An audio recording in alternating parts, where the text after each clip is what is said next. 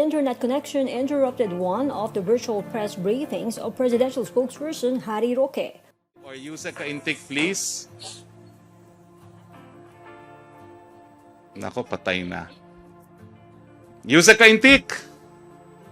Usec Caintic. Usec Caintic!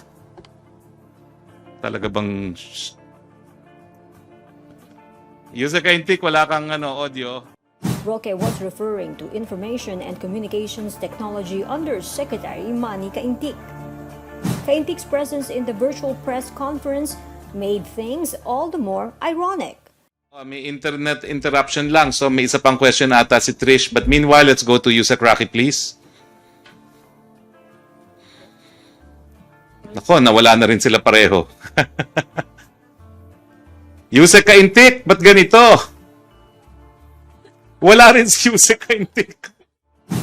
This happened after Roque opened that day's briefing with a PowerPoint presentation bragging a 297.47% increase on internet speed in the country. Usec, you've witnessed yung ating problema even in our discharge of our official functions, no? Lahat kami nasa Metro Manila pero ganito, napuputol. Ano ba ho?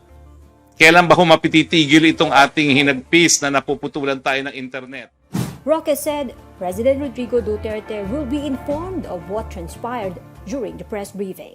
Sa aking report po kay Presidente sa Lunes, sasabihin ko po ang nangyari on the day we rendered a report on the telcos na nawalan po kami ng connection sa lahat.